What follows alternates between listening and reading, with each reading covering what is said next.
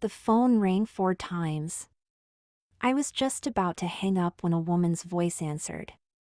Hello. Helen? Yes. This is Virginia, Ginny McCarthy. I'm Jamie's mother. We met last week in the park. I hope I'm not calling at a bad time. Ginny, no, not at all. Your timing is perfect. We just walked in the door. I took Mary to get her hair cut. Oh, that is a coincidence. Jamie got her hair cut on Monday. Listen, Helen, I'm taking Jamie to a puppet show this afternoon, Jack and the Beanstalk. It starts at 2. I know it's short notice, but if you don't have any plans, would you and Mary like to come? Ginny, that is so sweet to think of us. Honestly, Mary's been pestering me to get together with Jamie, so I was hoping you'd call. We'd love to go. Wait a second while I get a pen and paper. Okay, go ahead. Where is the show? I gave her the address. It starts at 2? Yes. I'll meet you there. Do you think it will be crowded? Maybe whoever gets there first should buy the tickets. Oh, do you mind? I'll pay you back.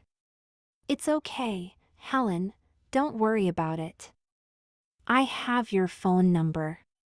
I'll just call you morning, noon, and night until you pay up. She laughed. See you at 2. Bye. Bye. I hung up the phone. That went well, I thought. I hadn't said anything to Jamie about inviting Mary to go with us to the puppet show. I wondered how she would react when I told her. There's only one way to find out, Ginny. I went up to her room. Jamie, honey, listen. Do you remember Mary, that nice little girl you played with at the playground? Uh-huh. Yes? Yes. Yes, Mommy? Yes, Mommy. Good. Well, she and her mother are going to go to the puppet show with us this afternoon. Won't that be fun? I asked encouragingly. Jamie nodded. Yes? Yes. We need to leave in about a half hour, if we want to be sure to get tickets and good seats. Finish up playing. I'll call you when it's time to go. Make sure you use the bathroom before we leave, please.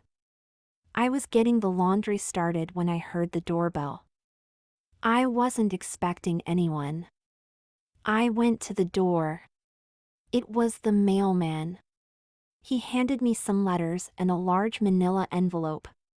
It was too big to fit through the mail slot, he explained, and it said photographs do not bend, so he didn't want to fold it. I took the mail and thanked him. I had no idea who would be sending me photographs.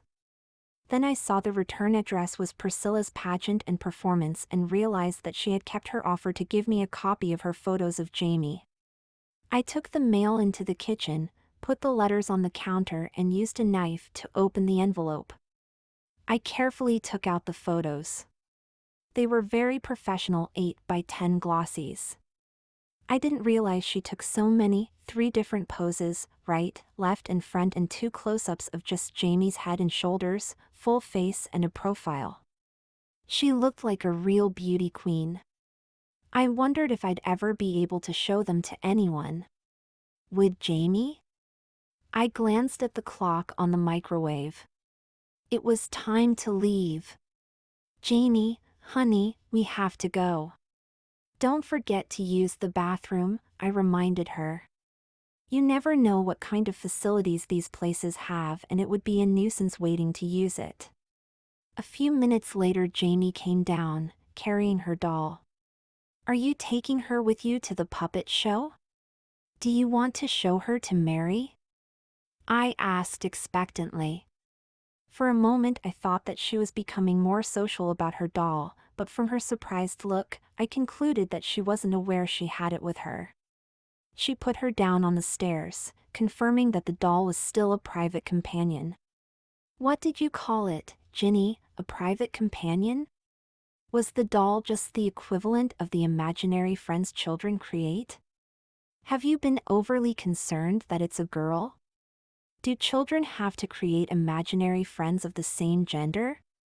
What about the clothes though? They're not imaginary. Jamie didn't need to put on a party dress to play with the doll. Why wouldn't he want to look like his friend? Did he know that boys couldn't dress in girls' clothes? How would he know that? You told him, but he wasn't convinced. Was this all a big mistake? I looked at my watch. We'd be late if we didn't hurry. Jamie, let's go, sweetie. I took her hand and we went out to the car. I drove to the puppet theater and found a parking space. It was about 10 minutes to 2. I looked around, but didn't see Helen or Mary. There were lots of children of all ages with the mothers in line to get tickets. We joined them. Ginny? I turned towards the voice. I got the tickets already. I got out of line and went over. Mary was standing next to her. Hi. She handed me 2 tickets. Let's go in and get seats. I was still holding Jamie's hand in the crowd. Mary took her other hand as we waited. Helen and I both let go and the 2 girls ran ahead and sat down next to each other in the first row. Helen and I looked at each other, silently agreed that the girls were fine on their own, and found 2 seats farther back. The theater filled up quickly and at about 5 minutes past 2 the lights dimmed, the curtain opened and the show started. Obviously familiar with their young audience, the show was in 3 acts, each 15 minutes long, with a 10-minute intermission between them. When the show was over, everyone applauded, the puppeteers came out to take bows and the children and their mothers started to leave. Helen and I waited for Jamie and Mary and escorted them out. Did you have fun, sweetie? I asked Jamie. He nodded. How about you, Mary? Did you enjoy the show? Yes, I liked it. It was very amusing. Amusing, from a 6-year-old pre-K? Where did that come from? I gave Helen a funny look. She smiled and shrugged. Helen, how about some ice cream? I looked at my watch. I don't think it will spoil their dinners. I'll treat. Then I remembered I hadn't paid her for the tickets. Oh, Helen, that reminds me. I opened my pocketbook and took out my wallet. I handed her a $10 bill. You're paying for the ice cream in advance? No, silly, for the tickets. You bought them for us. Oh, right. She took the $10 and put it in her pocketbook. Ginny, how about if the girls come back to our house for milk and cookies instead of ice cream? They can play for a little while. Would that be okay? I wasn't prepared for this. It was supposed to be a limited get-together in a neutral environment. I suppose I could lie and say we were in a hurry, so just a quick stop for a scoop of ice cream and then we had to go. I'm sure that Helen would interpret that to be a rejection. I had already put her off once. Jamie hadn't played with another child since this whole thing began. He and Mary got along so nicely. He deserved a playmate and it's only for an hour or so. Ginny? Oh, sorry, Helen. Okay, fine, for a little while anyway. I have to do some grocery shopping or we won't have any dinner, but it can wait. What's your address? We live at 22 Maple Terrace, a few blocks from the park. It's a white colonial with black shutters at the end of the street. Do you know how to get there? You can follow me. Okay. We got into our cars and drove off. I didn't know exactly where she lived, but her street was in one of the nicest areas of town. Sure enough, after about a 15-minute drive, we turned onto a tree-lined street and arrived at a large house with a circular driveway. Like the other houses in the neighborhood, it had a beautifully maintained lawn and landscaping.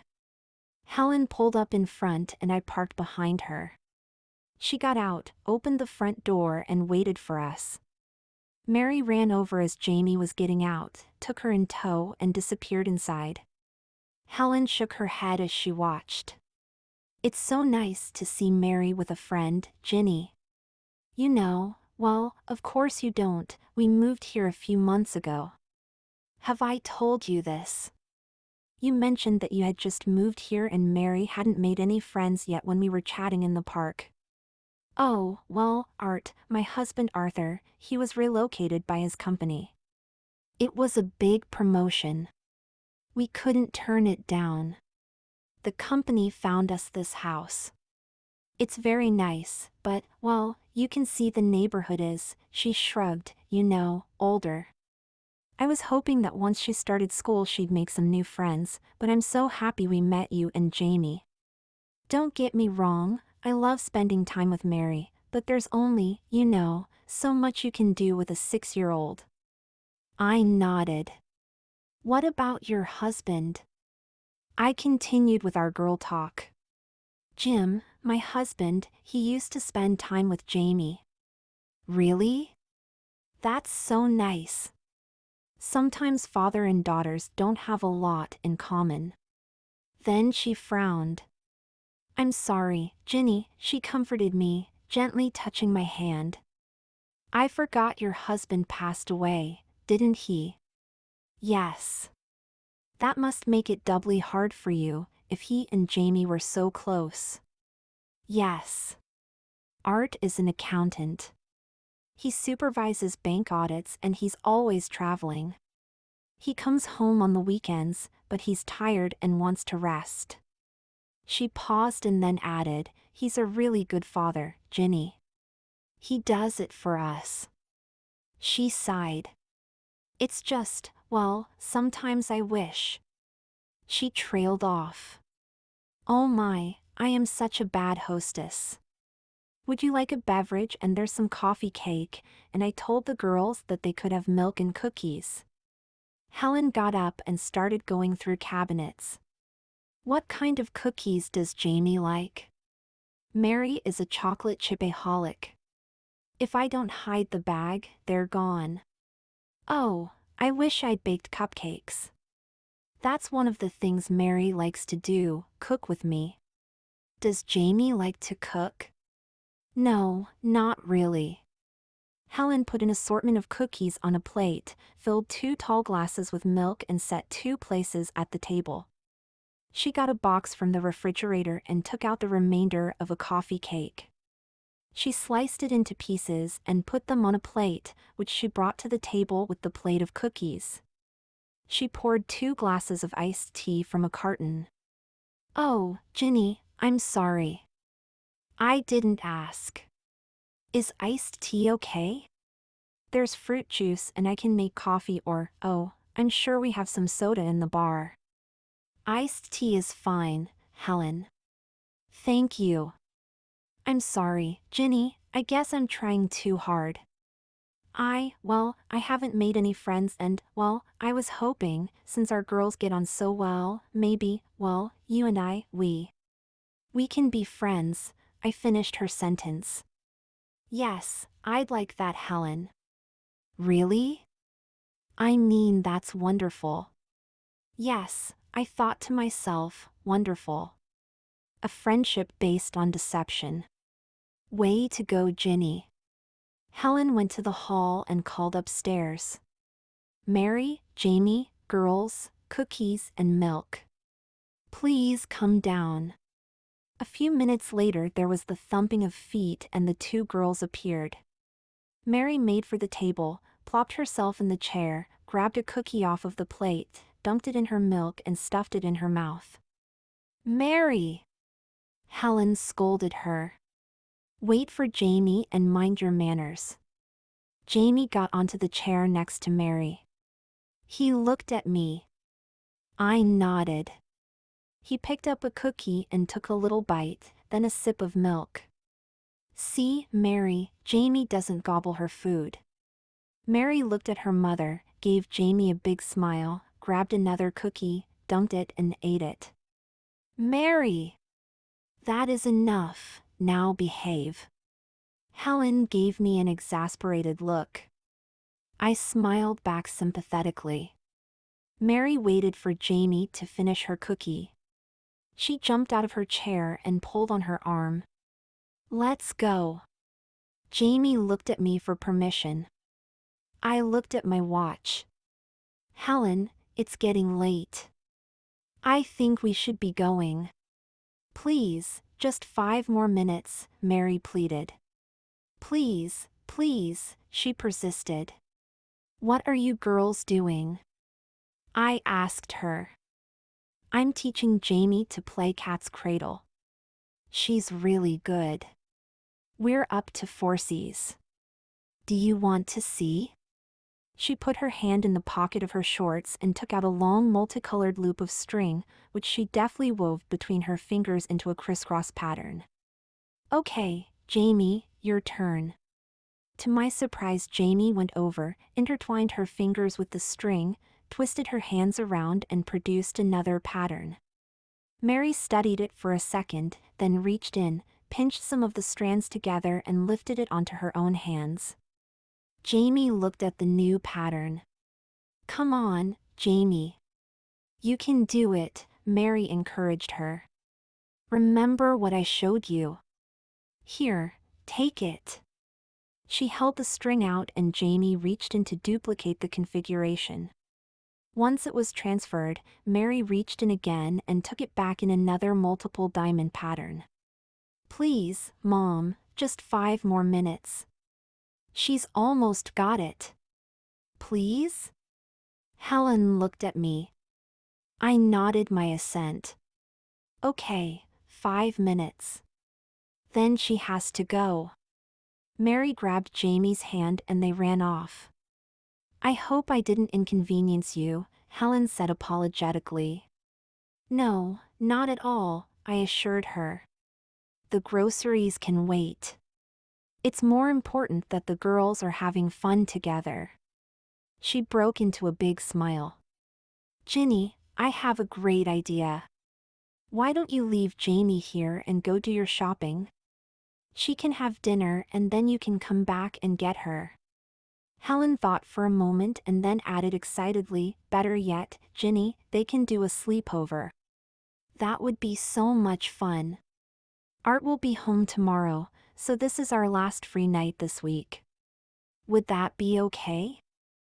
I was going to make hot dogs on the grill. Jamie likes hot dogs, doesn't she? All kids do, she answered her question. I have plenty. Jamie and Mary are about the same size, so she could borrow some pajamas. She went on with her sales pitch, and ended with the extra inducement, I have an extra toothbrush too. Obviously Helen was well prepared for drop-in guests. I shook my head. I'm sorry, Helen, no, Jamie can't stay. Oh, I'm sorry, Ginny. I didn't mean to put you on the spot. I understand. Some other time. I looked at Helen and shook my head.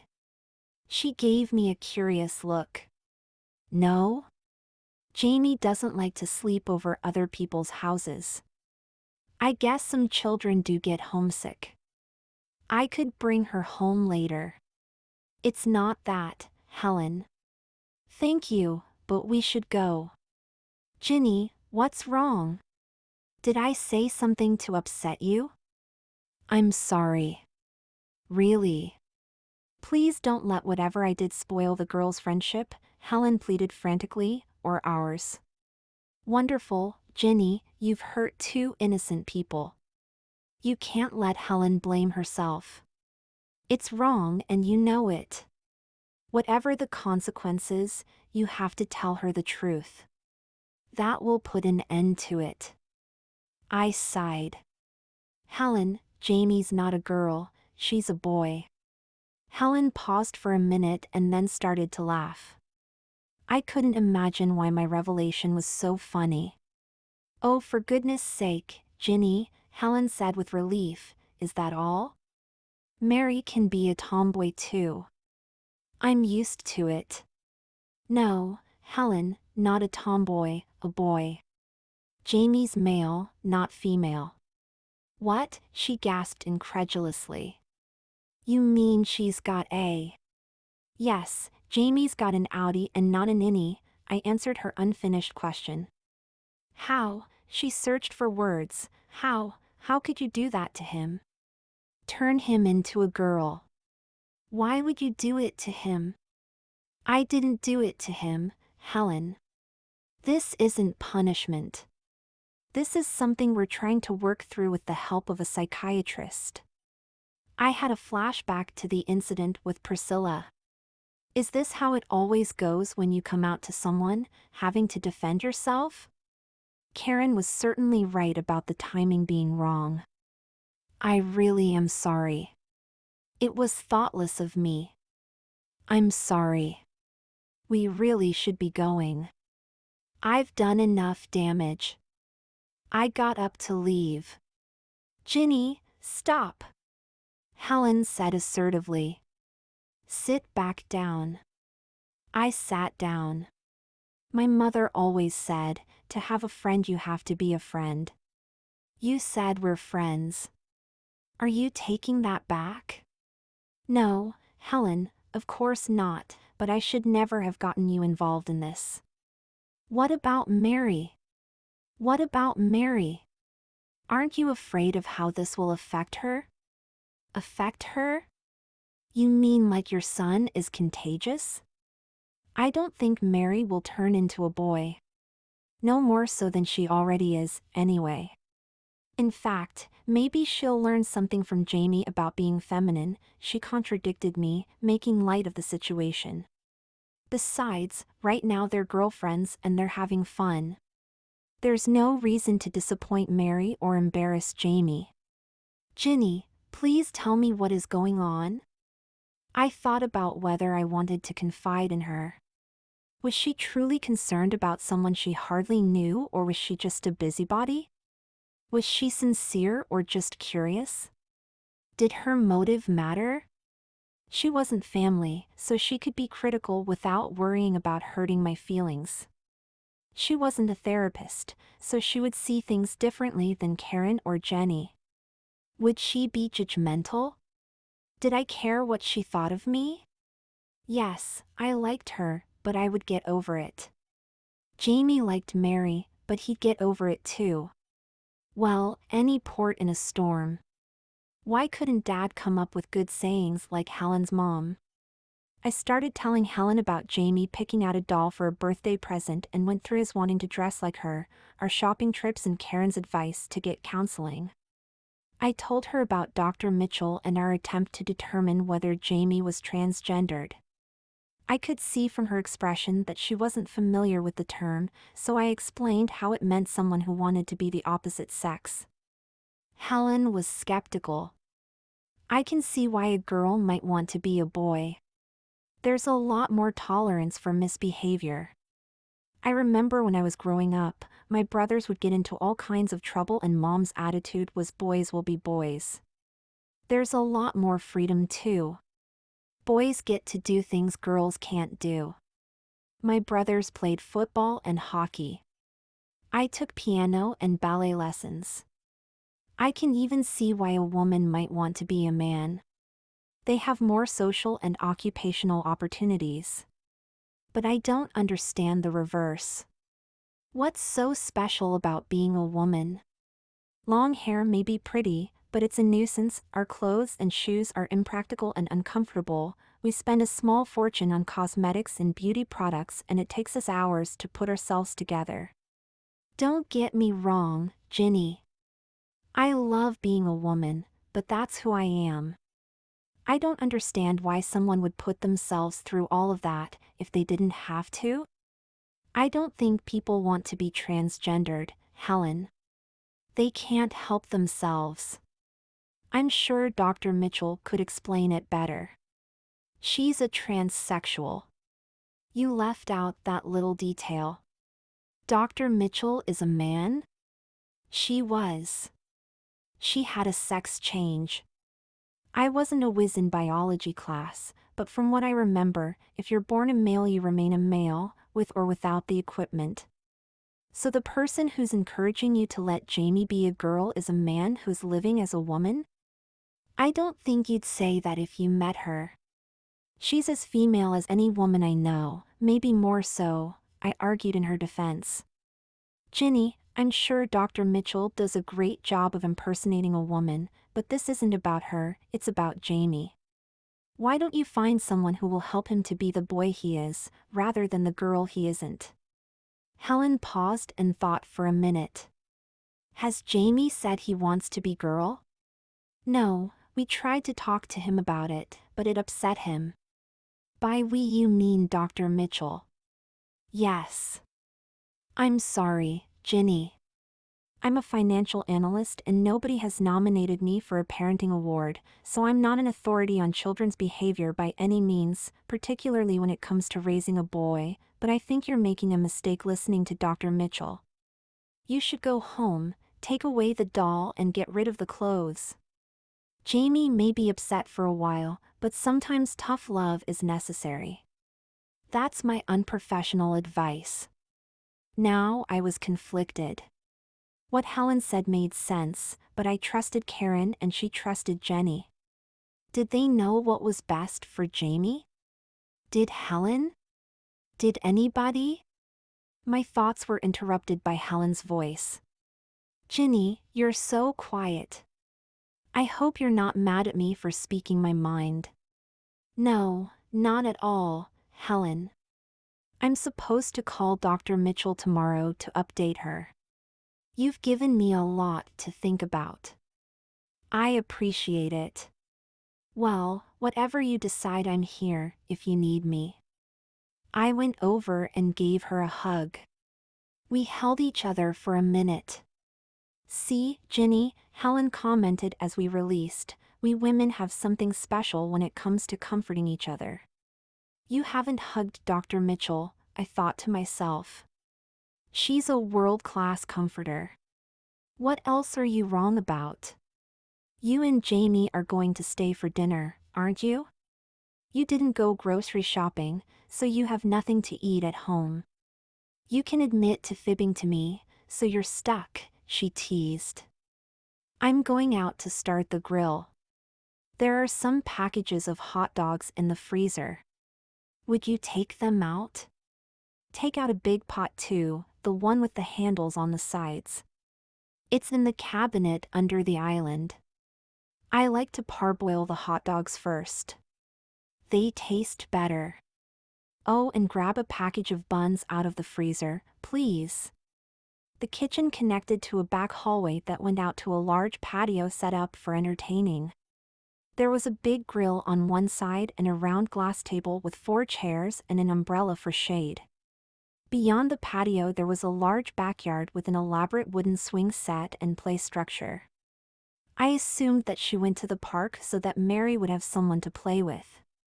When dinner was ready she called the girls. A few minutes later they came running out, laughing and giggling. Helen gave me a perplexed look as their compatibility confounded her advice that Jamie was better off as a boy. I smiled and shrugged in response. Mary seated herself and Jamie sat down next to her. Helen served her and she immediately attacked her meal. She finished while Jamie was still eating and hopped up.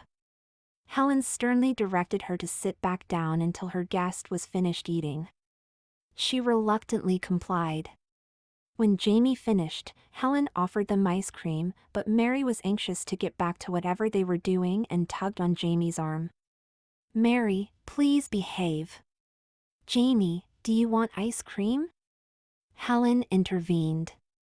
No thank you, Jamie responded politely, in deference to Mary's efforts to pry him away from the adults. He looked at me to be excused. Thank you for dinner, Helen, but I think we should be going. Jamie, Say goodbye to Mary, honey. Mary pleaded for Jamie to stay for a little while longer.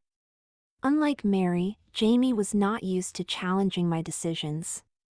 He hesitated, not wanting to disappoint his new friend, but not wanting to disobey me either. Please, Mrs. McCarthy. Can Jamie stay a little longer? She advocated on his behalf. Jamie was having a good time. Just for a bit, while I help you mother clean up, I compromised. Then we have to go. The girls ran off. I helped Helen bring the dishes and glasses inside. Everything was plastic picnicware, so the dishes and glasses went right into the dishwasher, the condiments went in the fridge, and the utensils were disposable. Once the kitchen was cleaned up, Helen asked me if I wanted anything else. I told her no, we really did need to get home. She called upstairs for Mary and Jamie to come down. We waited a few minutes and then Helen invited me to go upstairs to investigate. We went down a hallway and into Mary's room. It was beautifully decorated with a lilac carpet, coordinating window treatment, bedspread and pillow shams, whitewood shelves with an assortment of dolls, toys and games, and matching whitewood dresser, desk, nightstand and headboard. Looking around the room, there was a large dollhouse in one corner, but no girls. Helen and I looked at each other. She put her finger to her lips and we stood silently. After about a minute there was a rustling from the door, which must have been the closet. Helen opened it. Hiding inside were Mary and Jamie. We pretended to be surprised. They burst into laughter at the joke they thought they played on us. We have to go now, Jamie. Say goodbye to Mary and thank Mrs. Nelson for having you over and for dinner. Thank you, Mrs. Nelson. You're welcome, Jamie. I hope you come back soon. That was Mary's cue.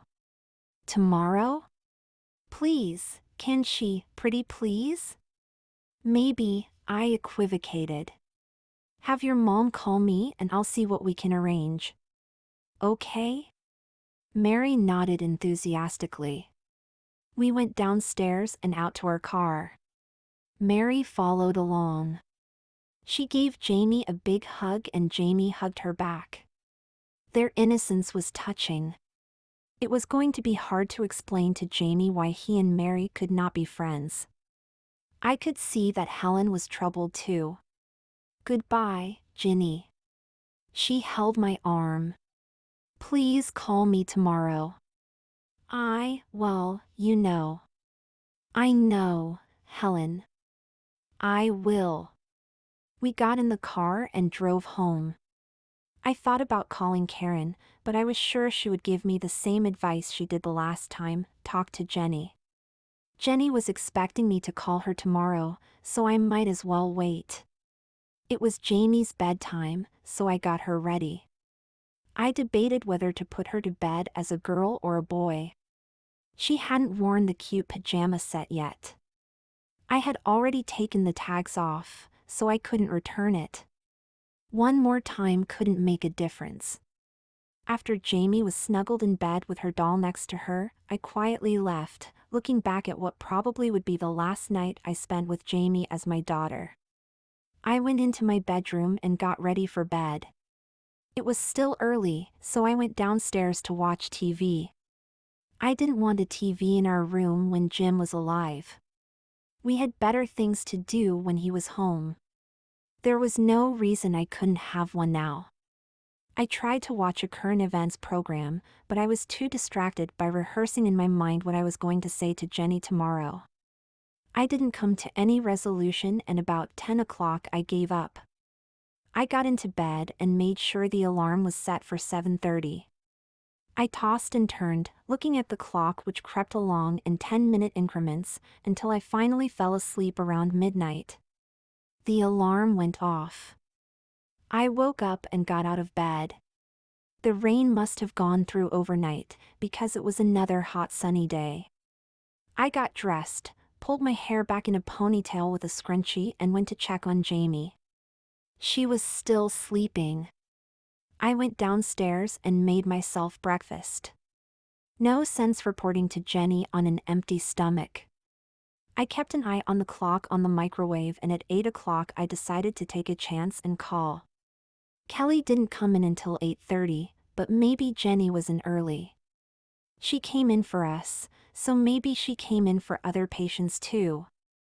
I dialed the office number and got a recording in Kelly's voice. You have reached the office of Dr. Jenny Mitchell. Our office hours are 8:30 a.m. to 4:30 p.m., Monday through Friday. If you need critical care, you should go to the hospital emergency room. Admit yourself as Dr. Mitchell's patient and they will contact her. If you need to speak with Dr. Mitchell, please leave a message and your call will be returned. Thank you. I thought about leaving a message, but I wasn't sure when they checked the answering system. I decided to call back after Kelly got in. I'd rather talk to her than a machine anyway. I went through the bills on my desk and wrote some checks. At 8:35 I picked up the phone and dialed the office again. To my relief, Kelly answered. Hello, Dr. Mitchell's office. Hi Kelly, it's Ginny McCarthy, Jamie's mother. Oh, right, like I forgot who you were. Geez. How are you and how's my favorite patient? Oops, bad Kelly, she's not supposed to tell you that. Forget I said it. I like all of Dr. Mitchell's patients equally. Except for the one that comes in smelling like she fell in a vat of perfume. Somebody needs to tell her that being a woman is not determined by how much fragrance you use. Oh, and the one that thinks that spandex and silicone go together. Oh, and... Kelly, I need to talk to Dr. Mitchell before she gets busy, I interrupted her. She asked me to call her today. Well, why didn't you say so, Ms. McCarthy? Lack of opportunity, for one, Kelly, I chided her. Me? She's not in yet. I just thought you needed some entertainment while you waited. Do you want her to call you back? Her first appointment is at 9. It's 20 of now and she's usually in by quarter of. Yes, please. I'm home and I'll wait for her call. Good enough, Ms. McCarthy. I'll give her the message. Are you keeping your usual Monday appointment? I haven't been able to unload the lollipops. I should have gotten the sugar-free ones. All of Dr. Mitchell's patients are trying to keep their girlish figures, as if. She laughed. I'm not sure, Kelly. You'll have to ask Jenny after I talk to her. Okay, will do. Anything else? No. Thanks, Kelly. I'll wait for Jenny's call. Bye. Goodbye. I hung up and stayed near the phone.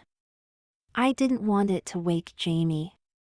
About 10 minutes after I got off the phone with Kelly, it rang. Hello.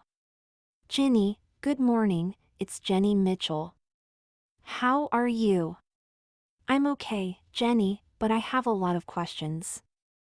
I hope you have a little time to talk. Of course, Ginny.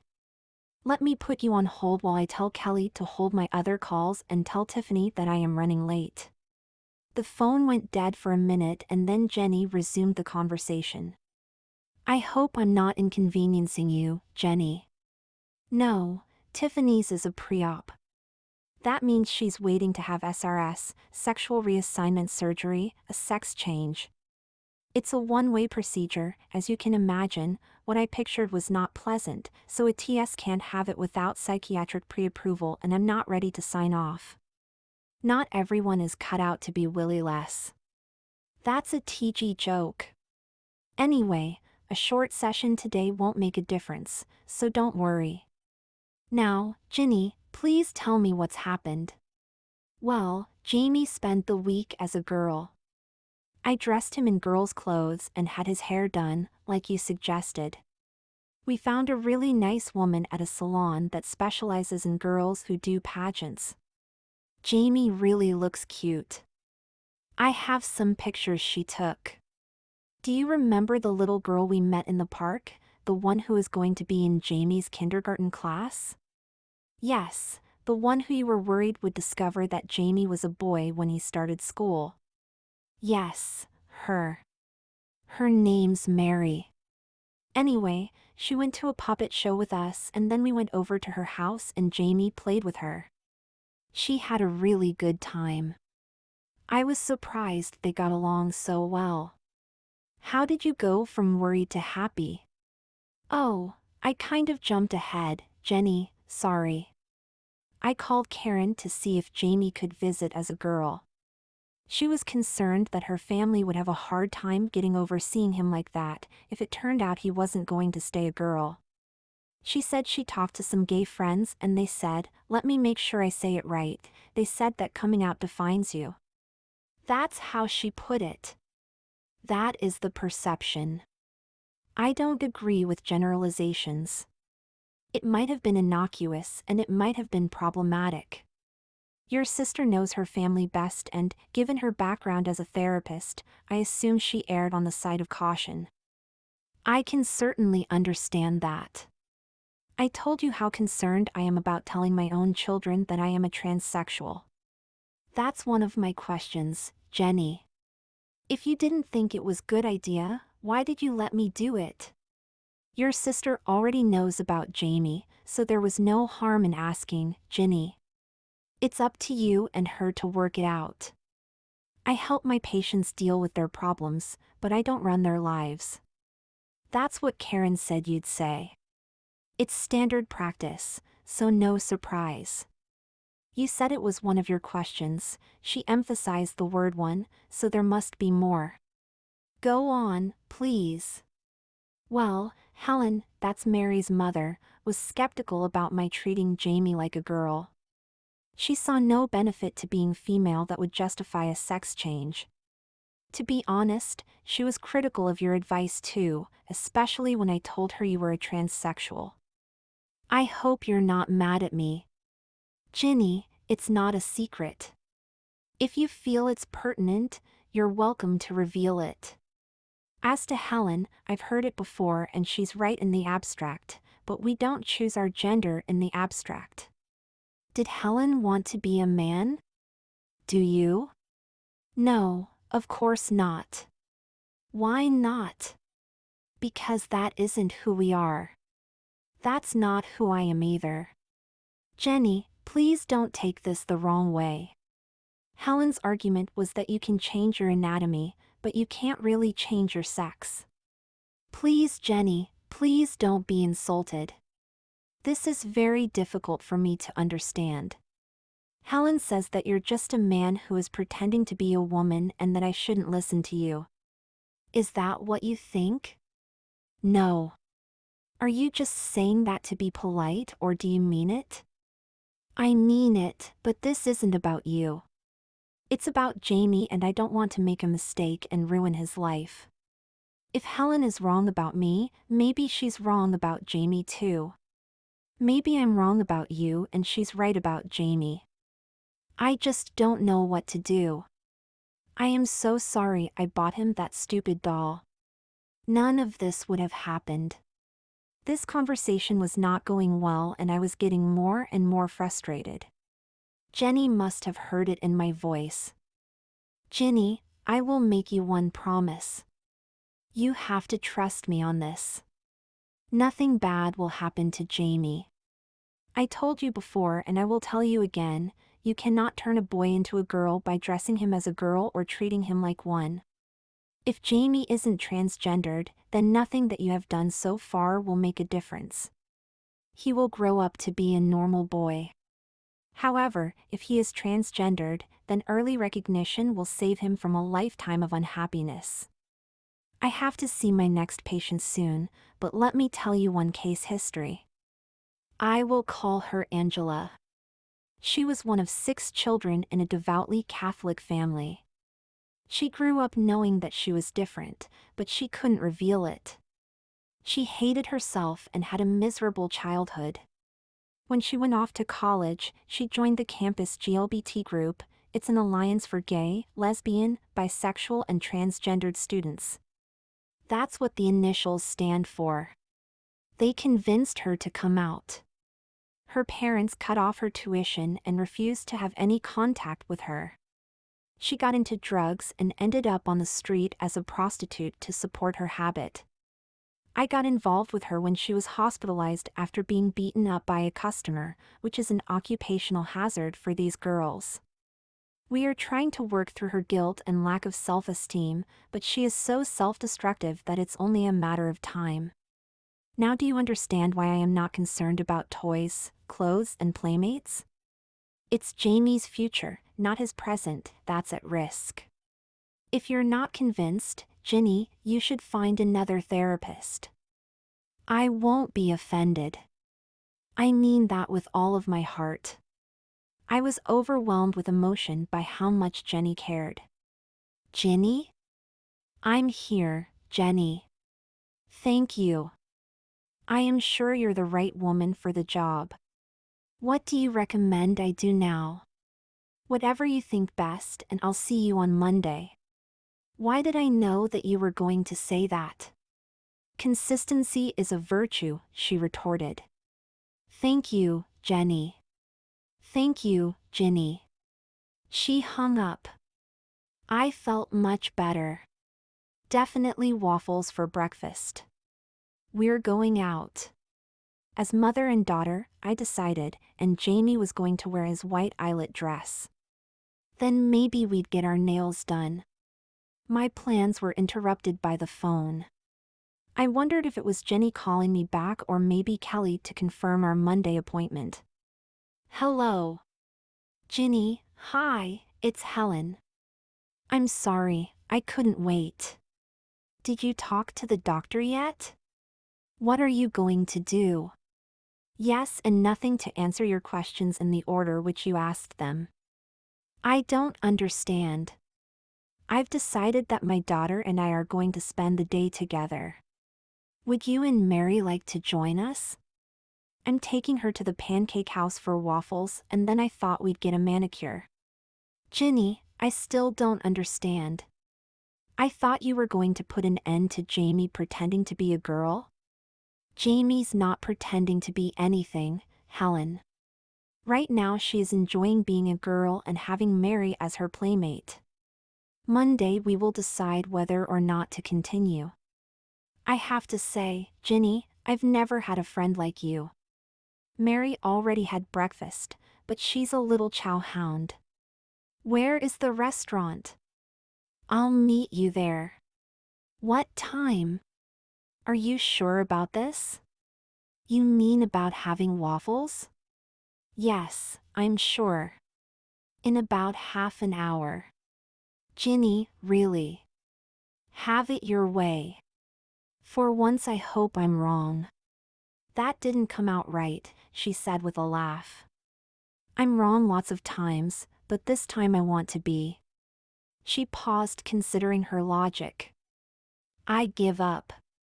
See you soon. I went upstairs to wake up Jamie and get him ready to go out for breakfast.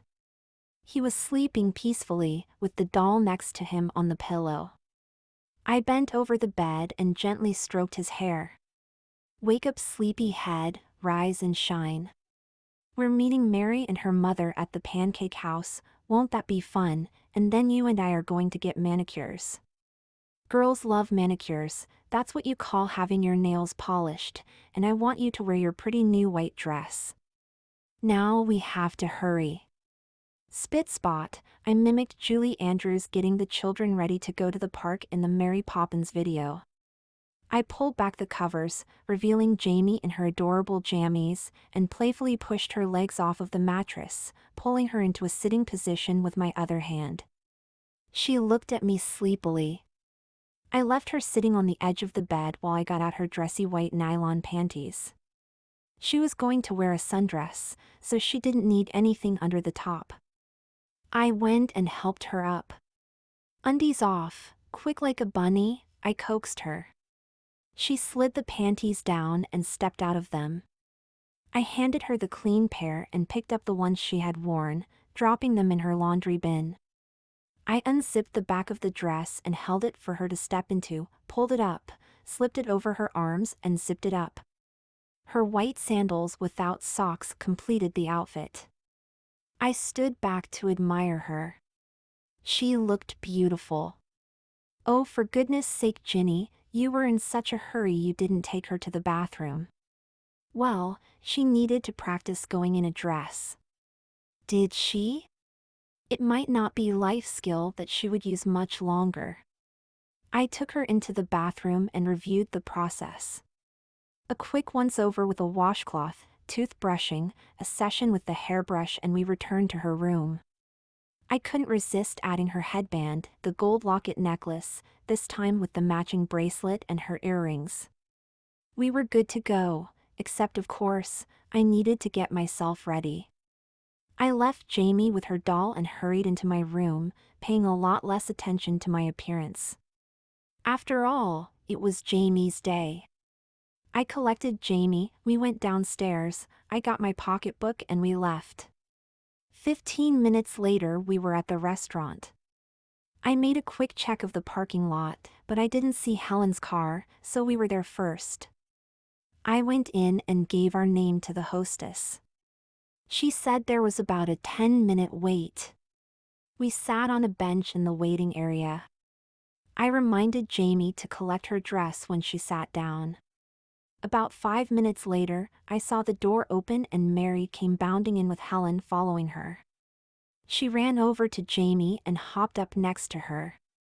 Helen came over. She studied Jamie and then turned to me. You are serious about turning Jamie into a girl, Ginny, aren't you? Please, Helen, keep your voice down. Let's go over there, I pointed to the area near the door. I got up and took her arm. I told you that Jamie was going to continue to be a girl until Monday, when we meet with Dr. Mitchell. Yes, but my God, Ginny, I never expected this. You've turned him into a fairy princess. I glowered at her use of the word fairy. Did she mean to say fairy tale or intend to be derogatory? She ignored my reaction and went on. Whatever advice Dr. Mitchell gave you to encourage this charade is just plain wrong. I'm sorry, but I won't be a part of it. We have to go. She turned to Mary. Mary, we're not staying. Helen walked over and reached out to take Mary's hand. Mom, please, I want to eat with Jamie.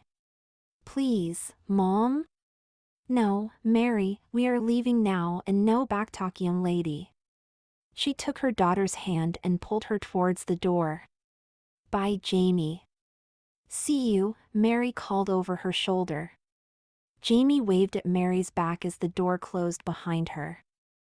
I looked to see her expression. Luckily, she didn't understand Mary's abrupt departure. I'm sorry, honey. Mary's mom forgot they had something else to do this morning. She couldn't call me, because we had already left, so she stopped by to tell me. That's what we were talking about, I covered up.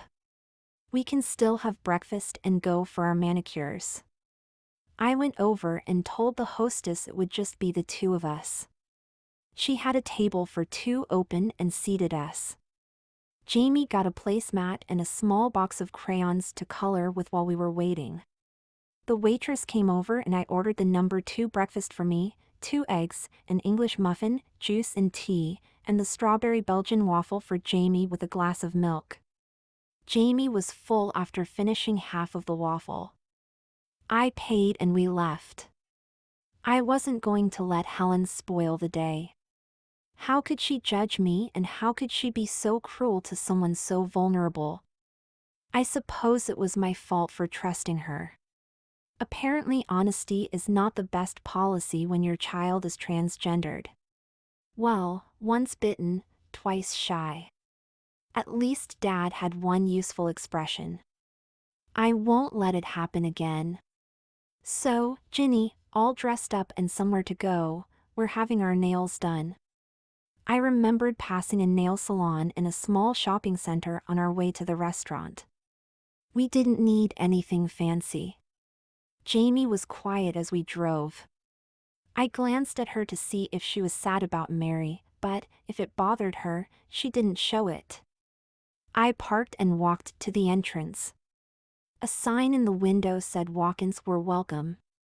Looking inside, I didn't see any customers. We entered and were politely greeted by an older Asian woman. Two young Asian women were seated at stations chatting in their own language. My daughter and I would like manicures, please. This is her first time, so it's special. The woman looked at Jamie and grinned. Yes, Mama, special, she agreed. I do. Come. She motioned us to an open manicure station and pointed to the chair. She sit, please. I had Jamie sit down. You go, Mama. She pointed to the station opposite where one of the young women was sitting. I went over and sat down. I was nervous that I couldn't see what was happening with Jamie. I tried to watch over my shoulder, but the older woman smiled and waved for me to turn around. The woman doing my nails added her assurance. Hi, I'm Kim. Auntie Mai raised 3 daughters. My sister and I, she pointed the orange wood stick she was holding at the other girl, are her nieces. This is a family business and we take good care of our customers, especially the young ones, she said with a big smile. I turned back and decided to enjoy being pampered for a little while. Kim was very good. When it was time for the polish, I chose a dark red. She applied it in long, smooth strokes. It wasn't until she finished and my nails were under the dryer that it struck me I hadn't chosen a color for Jamie. What would it be, I wondered? Oh well, it didn't matter really. Do toes, Mama? Auntie wants to know if you want her to give your daughter a pedicure too? Riddle toes, no pay, Auntie offered as an inducement. It may well be a once-in-a-lifetime experience for Jamie and the price was certainly right. Yes, I agreed. Thank you.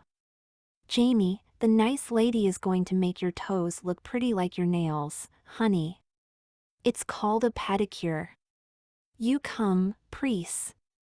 Auntie took Jamie's hand. Looking towards the back of the salon, I could see that there were chairs set up with foot baths. I hoped Jamie was going to enjoy her day, or at least morning, of beauty. Go ahead, honey. You too? No charge. Introductory offer, Kim enticed me. No, I couldn't. Please, only if I pay for it. Okay, you win. $1, American money, she teased me. I knew when to give in. Okay, you drive a hard bargain, I teased her back. She laughed and brought me to the back. I sat down in the chair next to Jamie. It really was delicious to relax and forget about everything that had happened. Having a daughter was an advantage. I could never do this with Jamie as a boy. It didn't seem fair. If Jim was around, then he and Jamie could do guy stuff, but that left me out. I wondered how Dad felt with 2 girls. Did he envy Mom? Did he secretly wish that one of us was a boy? Was it different for fathers? Were they more detached from their children than mothers? What if Jamie went back to being a boy? No, he couldn't go back to being what he already was. What if it turned out that he wasn't transgendered? Would our relationship change?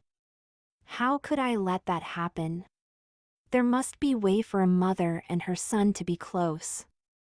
I suppose I could do guy stuff with him. Be a soccer mom or a Cub Scout den mother. He'd look a lot cuter in a brownie uniform. Did they still wear those silly beanies with the loop on top? Other foot please, Kim directed me, interrupting my thoughts. When we were finished, the women brought us to the front. You like, Mama? Auntie asked me. I inspected Jamie's fingernails. They were bubblegum pink with a tiny white flower design on the pointer fingers, and his toes matched, except for the flower. Auntie really had done a beautiful job, much more than a usual manicure. What a sweet woman. I wished we could make this a regular routine. I like them very much. They're lovely. Thank you. I took out my wallet and handed her a credit card. I didn't even bother to check the amount. I just signed the charge slip. Auntie was the owner and I didn't want to insult her generosity by offering her a tip, but Kim certainly deserved one. I took out a $10 bill and offered it to her. No, please. $1, American money, she insisted. No, please take it. This morning was priceless. I'm not sure if we will be able to come back. We may be moving, I made up as a reason, so please let me thank you for your kindness. Please. I put the money on her station and she accepted it graciously. That is very generous. Thank you. You're very welcome. Thank you. I took Jamie's hand and we left. I looked back at the smiling women. Who cares about Helen? We got in the car and I tried to think of something else for us to do as mother and daughter. I looked over at Jamie, sitting like a little angel with her pretty hands resting in her lap. A tea party would be perfect. I imagined Jamie with a group of little girls in pinafore dresses, sitting in a circle with their dollies next to them and sipping tea in little floral-decorated china cups. Too bad my little Alice doesn't have a magic rabbit hole to tumble down, I sighed. We could go shopping, but there was no point in expanding her wardrobe until we knew whether she wanted to be a girl. Should I ask her? I wondered. Jenny tried at our last session and upset her, but maybe it was too soon then. Jamie had more time to sort out her feelings. Jamie, your nails look very nice, I began casually. Do you like being a girl? She looked at her hands. Yes. Brilliant, Ginny, wrong question. Yes, she agrees her nails look nice, or yes, she likes being a girl, or yes to both. And why wouldn't she like being a girl with all of the attention she's been getting?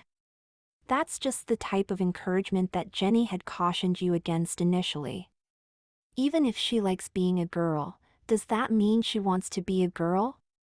She likes vanilla ice cream, but it doesn't mean she wants to have it every day for the rest of her life.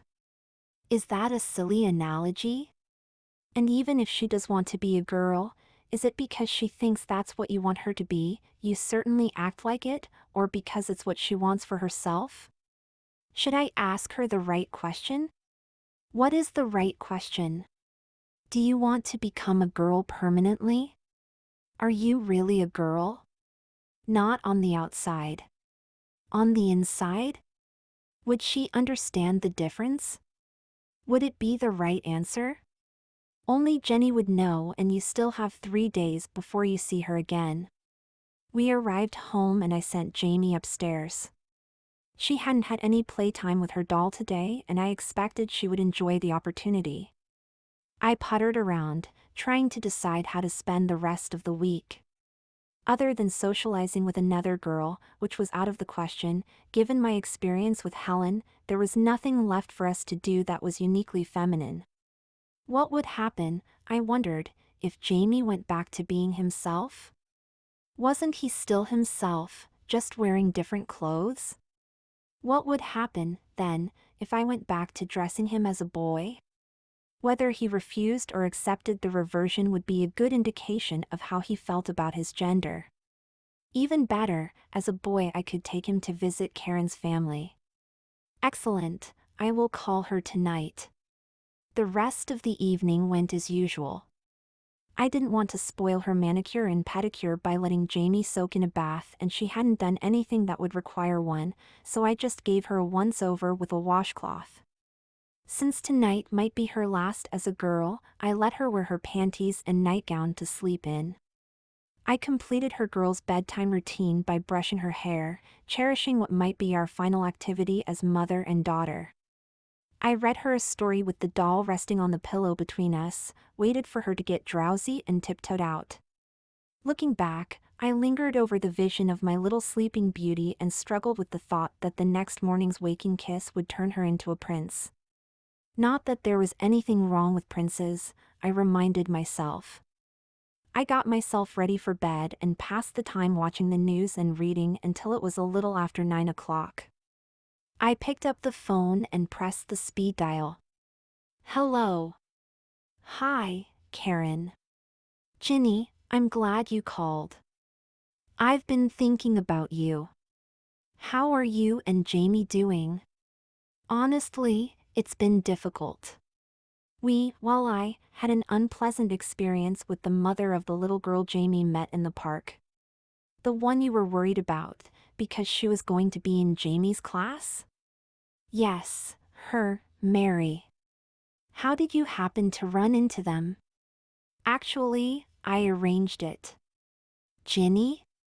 Well, I decided that Jamie should socialize as a girl, so I called her mother. She had given me her number, so the girls could get together. I thought I could keep things under control by not letting them get too personal, so I invited them to go to a puppet show. After the show I suggested we go out for ice cream, but Helen, that's Mary's mother, asked us to go back to their house.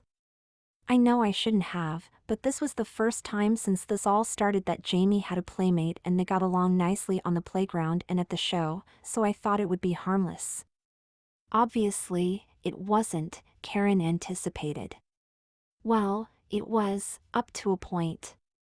I told Helen that we could only stay for a little while, because I had to go shopping, so I would have an excuse to leave. She thought she was doing me a favor by offering to let Jamie stay for dinner while I went to the store. That led to her suggesting that Jamie do a sleepover, so I didn't have to rush back. I don't know why, Karen, but I felt guilty about the deception. I tried to say no politely, but I ended up by telling her the truth. And she reacted badly? No, not badly. She was, it's hard to explain, curious, or maybe dubious is a better word, I don't know, as to why a boy would want to be a girl. I think she believed that this was just some kind of whimsy in which I was indulging Jamie and that he or I would eventually realize that there is no reason to be a girl if you weren't born one. Why were you bothered by her questioning the benefit of being female? It didn't bother me, it encouraged me. What? I told her about Dr. Mitchell and that we had an appointment with her on Monday to make a decision. I thought she understood and would go along with letting Jamie and Mary being friends until then. So, the next morning I called her and invited them to join us for breakfast at the Pancake House. She said yes. I got Jamie dressed really pretty, in a white cotton sundress. When Helen met us and saw her, she got angry and walked out. Luckily, Jamie didn't catch on. That's why I was upset, because it was a mean thing for Helen to do after leading me to believe that she didn't mind Jamie was a boy and she wanted to be my friend. I'm sorry, sis, but if you knew the woman was dubious, to use your word, why did you challenge her by dressing Jamie up? You could have had him wear something less conspicuously feminine. If I was analyzing your behavior, which I'm not, I would say that subconsciously you were testing her acceptance of Jamie as a girl. Karen, no, I wasn't. I wanted Jamie to look pretty so she would have something in common with Mary. Mary was wearing a dress too? No, I mean that they were both girls. I wanted Jamie to feel really girlish. Why? I thought that Mary would like her better that way. Did Mary not like him the way he was before? No. They got along fine. I just wanted Jamie to look pretty. What's wrong with that? I asserted defensively. Ginny, nothing is wrong with that in the abstract. Jamie is supposed to be exploring his gender. Obviously, something is wrong with that in real life, or it wouldn't have ended the way it did. I'm not being critical, sis. I know you meant well, but I'm at a loss to understand why you got together with the girl in the first place, considering how anxious you were about their being classmates.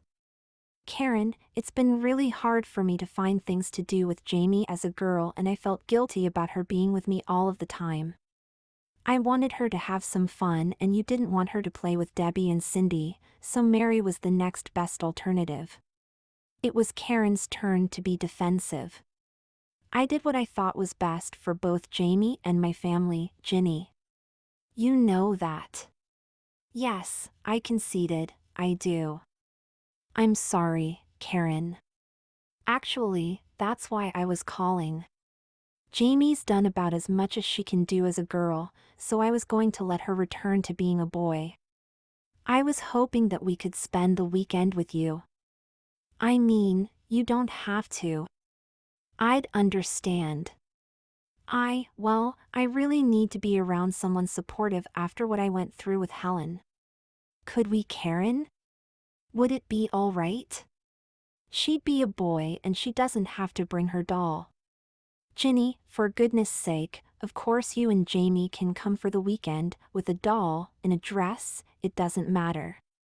If you need us, we're here for you, sis. You've changed your mind? I thought it would be best for both Jamie and my family if they didn't see him as a girl until we were sure he was one. That was a preference, not a prohibition, Ginny, and since you've decided to bring him as a boy, it doesn't matter, although you might want to stop referring to him as she and her dot. Oh, yes. I've been so careful about not outing him that I have to get out of the habit of referring to him, as a girl. Once he's, back to being a boy, it will be easier. I really appreciate you letting us come, Karen. It means a lot to me, I sniffled. When will you be here? She asked, moving our conversation in a less emotional direction. Jamie isn't up yet and I want to straighten up the house before we leave. How about around dinner time, would that be okay? Of course, Ginny, I'll do barbecue. Jamie likes hot dogs, doesn't he? Yes. That would be fine. Great, I'll do the works, potato salad, coleslaw, pickles and watermelon for dessert. It'll be just like old times, sis. Thank you, Karen. I need some nostalgia. I wish Jim was here, I added with a note of sadness in my voice. If he was, we wouldn't be in this mess. Ginny, this isn't a mess. Jim might have had a different view as to how to deal with Jamie, but he couldn't prevent it or change it any more than you can. Now stop feeling sorry for yourself, just because you had a bad experience. I'll see you tonight. Love, you. I love you too. See you tonight and thanks again. You're welcome again. I hung up the phone and went upstairs to wake up Jamie. Sweetie, I whispered, so as not to startle her. She, while she was still in girl mode, rolled over and opened her eyes. Good morning, rise and shine. We're going to Aunt Karen's this afternoon, so we have to get ready. I went to her dresser and got out a pair of white cotton briefs. Arms up. I slipped the nightgown over her head and folded it neatly, putting it in her bottom bureau drawer with her pajama set. I handed her the boys' underpants. To my surprise, she took off her panties and put them on without any resistance or reluctance. It was the same with the rest of her boys' clothes. Was she just being compliant or didn't she care? I suppose there was no reason why she should. Her feminine outfits were my choice. She never expressed a preference, except to dress the same as her doll, and we seemed to be over that. I suddenly realized I was still referring to Jamie as a girl. He's a boy now, I reminded myself. Well, with his girl's hairstyle, more like a tomboy. I needed to do something about that. I remembered that Priscilla had offered to do a unisex style. Should I wait to have it cut until after Jenny makes her diagnosis on Monday? What about Karen? I told her I was bringing Jamie as a boy. I decided to call Priscilla. I knew her salon was closed, so maybe I wouldn't reach her. If not, then Jamie would go the way he was. I would put it in the hands of fate, I dramatized. Once Jamie was ready, I walked him downstairs and gave him breakfast, just cereal with milk and a banana, cinnamon toast and orange juice, nothing fancy. While he was eating, I got the phone book and looked up the number for Priscilla's pageant and performance. I dialed and got a recording, as I expected. I left her a message, cryptically reminding her that I was the mother of the red-headed girl who she photographed last week and asking her to call me back this morning. I left Jamie to finish his breakfast while I went upstairs to pack our suitcases. I was in his room when I heard the telephone ring. Could it be Priscilla getting back to me so quickly? I hurried into my room and answered the phone on the fourth ring. It was Priscilla. Hi. I didn't think I would catch you, I greeted her cheerfully, although I had mixed feelings. After the usual pleasantries and thanking her for the photos, I asked whether she had time today to do a unisex cut. Maybe she didn't. No, she could do it at 11 o'clock. The Greeks were wrong. Fate is obviously a man. I confirmed the time and fibbed that I was looking forward to our visit. I hung up and went back to finish packing. Jamie had come upstairs and was on the floor with his doll. I worked around him, trying to be unobtrusive, but curious about his interaction with the doll. Whatever he was doing with her, it didn't appear to be the kind of fantasy play that Karen and I did with our dolls. We pretended to be the mommies and cared for our babies. From what I could see, Jamie treated the doll like she was his friend, not his child. I finished packing, closed his suitcase and took it into my room. I still needed to put in his toothbrush. Karen would have toothpaste, shampoo and the other bath items. I kept an eye on the clock and at 10:15 I asked him to get ready to leave. We got in the car and I drove to Priscilla's salon. On the way, I told Jamie that I was going to have her trim his hair, so it would be easier to take care of when he started school, which was true enough. We arrived at the salon about 15 minutes early. I went up and tried the door. It was locked, so we walked to the coffee shop a few stores down. I got an iced tea for me and an iced chocolate latte for Jamie. We sipped on our beverages while we waited for Priscilla to arrive. A few minutes before 11, a yellow convertible pulled up in front of the salon and a tall, attractive woman got out. There was no mistaking Priscilla. I took Jamie's hand and we went out to greet her. She unlocked the door and had us wait while she deactivated the alarm and turned on the lights. Once we were inside, she directed us to her station in the salon area. She had Jamie get in the chair and looked him over, turning his head from side to side. She took me aside. "It appears you've decided to let him be himself," she said discreetly. "Do you want a regular boy's haircut?" "He's always been himself, Priscilla," I politely disagreed. "Whether he's more comfortable as a boy or a girl is what we've been trying to decide. For the time being, he's a boy and I want him to look like one. You suggested a unisex style. I'd like that, please. Of course, Mrs. McCarthy. He'll either look like a very boyish girl or a very girlish boy, depending on how you dress him. Is that what you want?"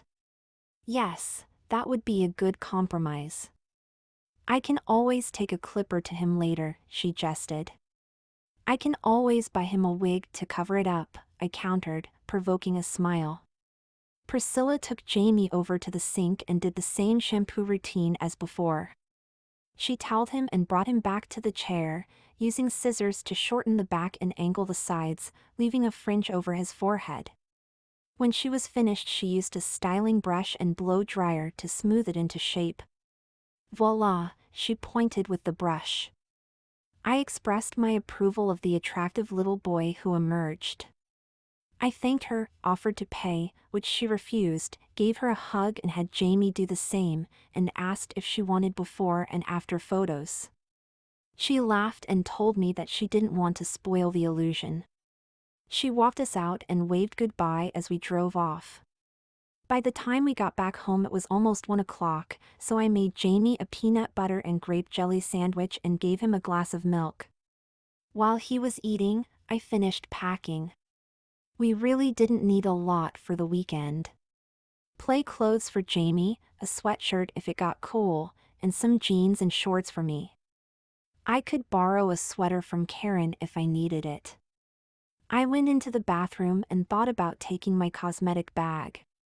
I wore makeup for Jim when he was home, but had stopped using it, except for lipstick.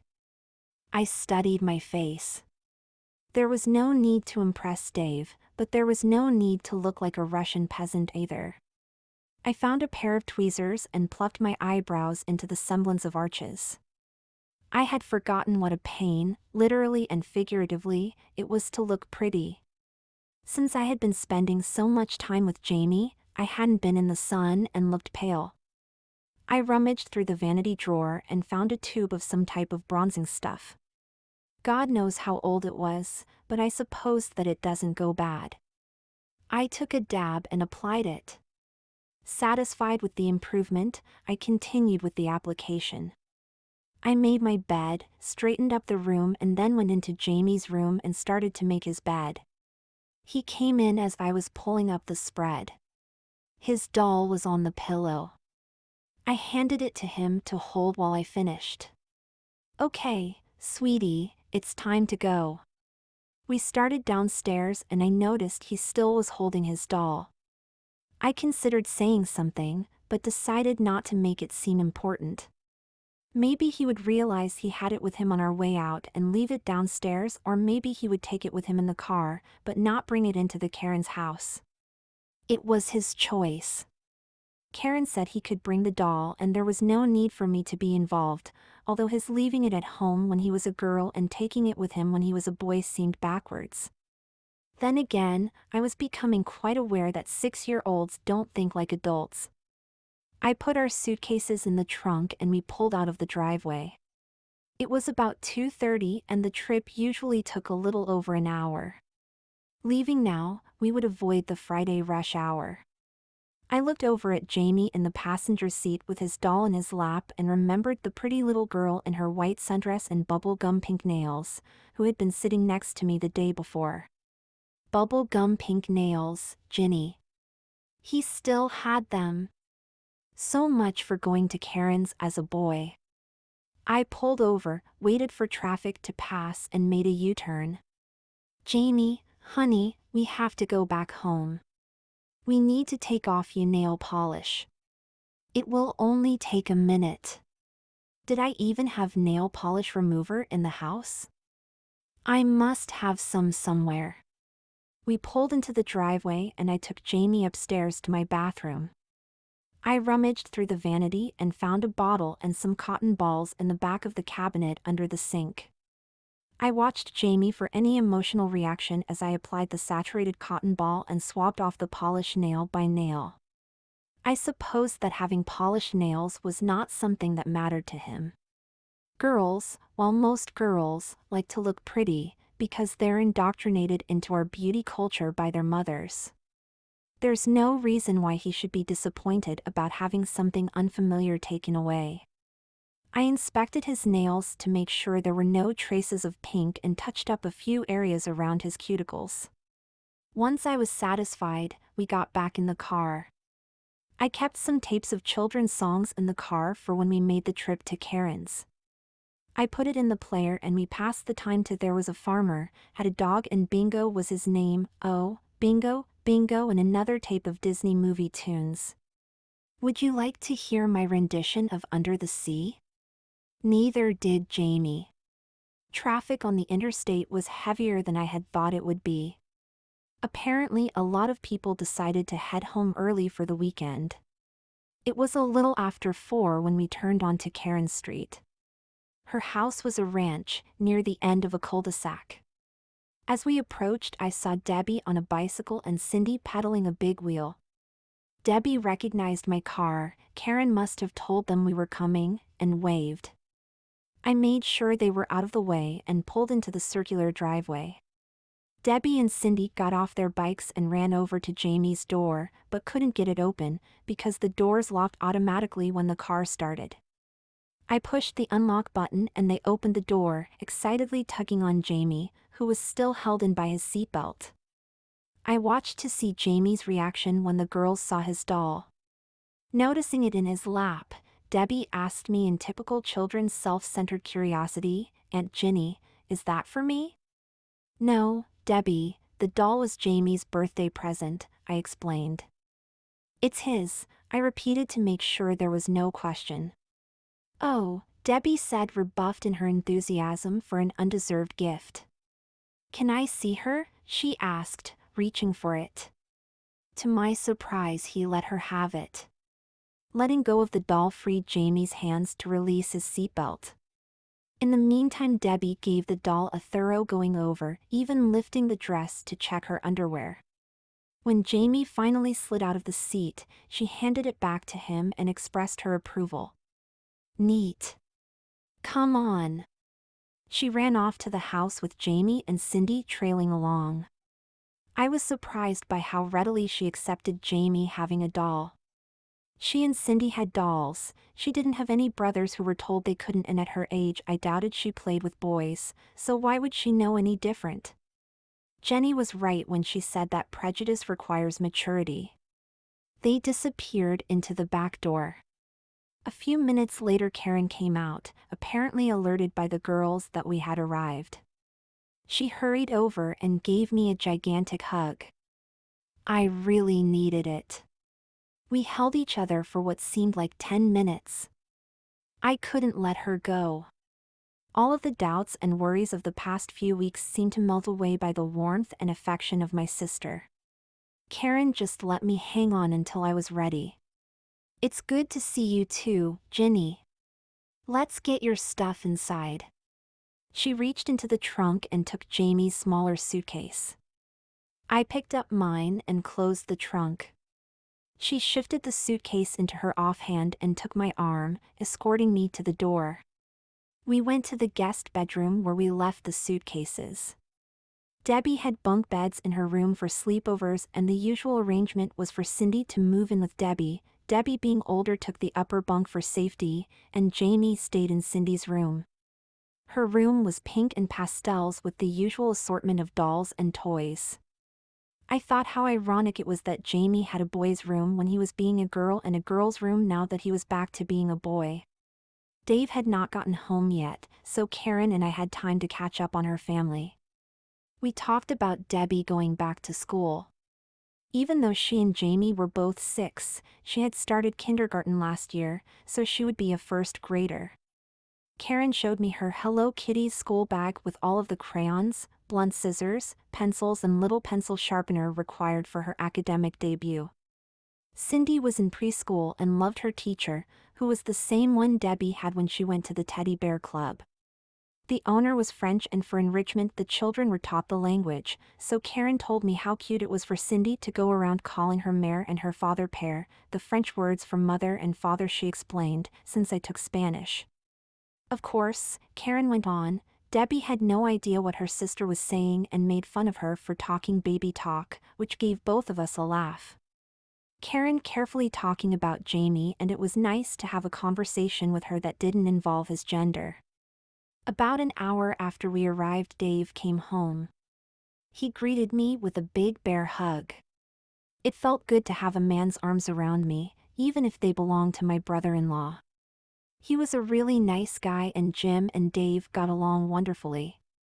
They would go off and talk sports for hours. I think Jim would have wanted Jamie to be an athlete. He played 4 varsity sports in high school. He didn't go to college, he went into the service and then to a technical school. I was sure that Dave would be disappointed if it turned out that Jamie was transgendered, which confirmed Karen's judgment about postponing the revelation until we were sure. Dave went to change and wash up. When he came back, we chatted while Karen prepared dinner. Since it was barbecue, she bought most of it at the deli and only had to empty the containers into bowls. Dave went out to start the grill. When the hot dogs were ready, we called the girls. Oops, and boy. Jamie came in carrying his doll. Debbie and Cindy had dolls too. Apparently they intended to have a doll's picnic. There was a child-sized plastic table with attached benches for them to sit at, and Karen set places for them with paper plates. If Dave thought anything was strange about Jamie having a doll, he didn't mention it. He probably thought the doll belonged to one of the girls and that Jamie was just humoring his cousins by taking part in their game. I didn't see any need to change his mind. We had a lovely dinner.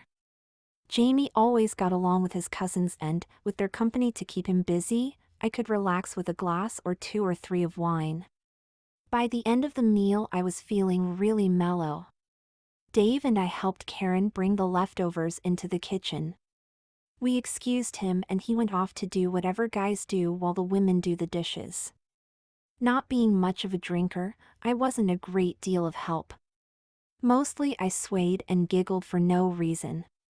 Karen was very patient with her tipsy sister. She offered to put Jamie to bed when she did the girls.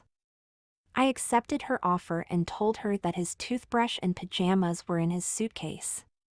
She gave me a patronizing look at my statement of the obvious. I went into the den and sat on the couch next to Dave.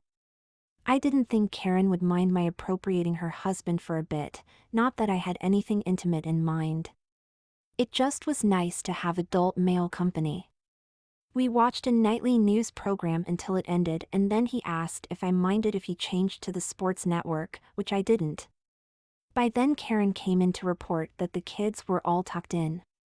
She noticed that I was sitting next Dave and sat in one of the upholstered armchairs on the other side of the room, indicating her acceptance of the arrangement. She really was a good big sister. I woke up the next morning with a headache. Sitting up slowly, I saw that it was almost 10 o'clock, a luxury I could never enjoy at home. I noticed that I had fallen asleep in my panties and bra. I changed into clean underwear, pulled on a pair of shorts and a top, slipped on my sandals, ran my fingers through my hair and went to the kitchen. Karen was sitting at the counter sipping a cup of coffee and reading the paper. There was still half a pot on the coffee maker. Coffee wasn't my beverage of choice, but today it was just what I needed. I poured myself a cup and doctored it up with milk and sugar. "Thanks for letting me sleep in, sis," I said appreciatively. "No problem. 3's as easy as 2. Sometimes I regret not having another baby, a boy for Dave. He loves the girls, but I think every man wants a son. Of course there's no guarantee if we had another child it wouldn't have added to his harem," she rationalized, "and it would have been harder for me to go back to work." "Where are the girls, kids?" "They're playing on the swing set." I went over and looked at the patio door. Debbie was pushing Jamie in the swing and Cindy was going down the slide. They always played nicely together. I tried to remember back when Karen and I were the girls' ages. I recalled more fights than fun. Maybe they were on their best behavior for company. I went back and sat next to Karen on one of the stools at the counter. "Where's Dave?" "He's playing golf with his buddies, like he does every Saturday and Sunday. They have an early tea time, so he should be done by noon. I thought we'd meet him at the club and the kids could use the pool. There's supervision for the little ones, so we can grab a couple of lounge chairs and get a tan." "Sounds great, Karen, except that I didn't bring a bathing suit for Jamie." "No problem, he can borrow one of Debbie's." It was the first time the subject came up and we both laughed. "Do you think Dave is ready to meet his niece?" No. Seriously, Jamie can wear a pair of Debbie's shorts. They're just plain cotton pull-ons and she has plenty of flip-flops. I brought some shorts for him. I know, he's wearing them. You dressed him? Yes. I thought you would prefer that to having him run around naked. As unfamiliar as I am with boys' clothing, I managed to put shorts on him, she teased me. I let him put on his own underwear. I didn't pack a bathing suit for me either. Is it okay if I wear what I have on? Suit yourself, she punned. Before we left, Karen made the kids lunch, ants on a log, peanut butter stuffed celery sticks for the logs and raisins for the ants, with big glasses of milk. Soft-baked chocolate chip cookies finished the meal. Karen suggested we wait to eat at the snack bar. They had really great veggie burgers. Karen was into health food. After lunch, Karen sent the kids to their rooms to change. She instructed Debbie to find a pair of her shorts and flip-flops for Jamie. A few minutes later, Debbie came running in.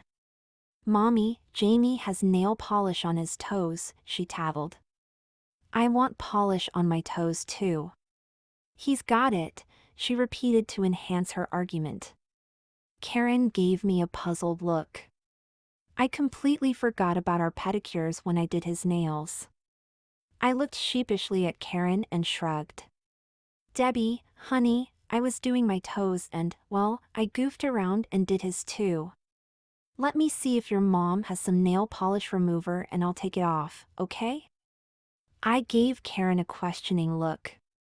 "Didn't you notice it this morning when you got him dressed?" "I told you, he put on his own underwear." "Oh, right. Do you have any remover?" She went out and came back a few minutes later with a bottle and some gauze pads. I took Jamie outside and took off the polish while Debbie supervised. The club was fun. Dave left early to putter around the yard at home.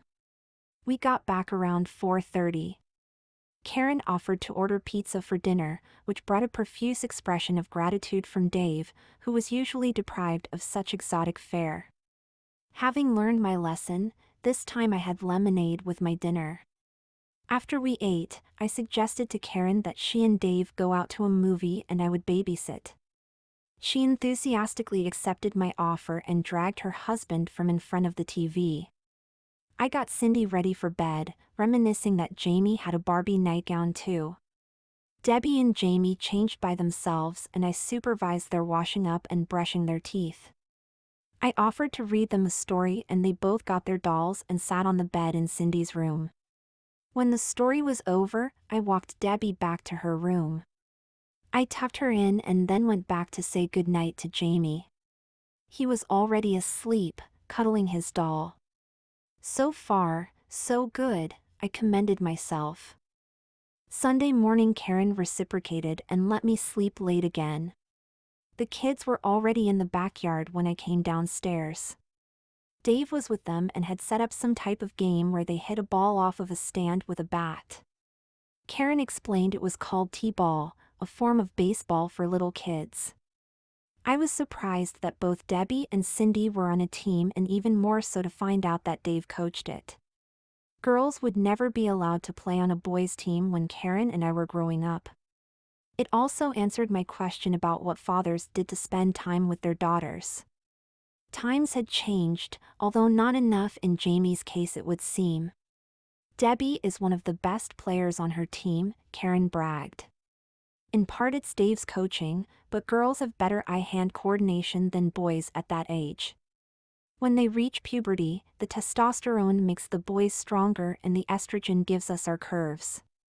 "Well, most of us," she teased me. "Co-ed teams don't work well after that."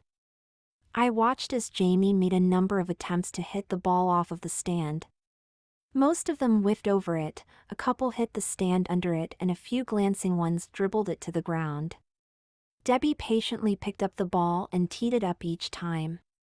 Finally he connected, the ball rolled about 10 feet and Jamie ran to the base with Debbie and Dave cheering him on. There were no fielders, so speed wasn't required, but it didn't matter. Jamie proudly jumped up and down on the base. Jamie played with his cousins for the rest of the afternoon. Karen reverted to her old ways and served tuna noodle casserole with soy cheese and organic pasta. It tasted like cardboard soaked in glue, but I was a good guest and complimented her cooking. Jamie didn't seem to mind, although I worried that it might have done permanent damage to his taste buds. After dinner we said our goodbyes. If Dave thought anything strange about Jamie carrying a doll out to the car, he was considerate enough not to say anything. At home I got Jamie undressed and ready for bed in boy mode. I read him a story until he got drowsy. I went to the kitchen and checked the mail. There was nothing important.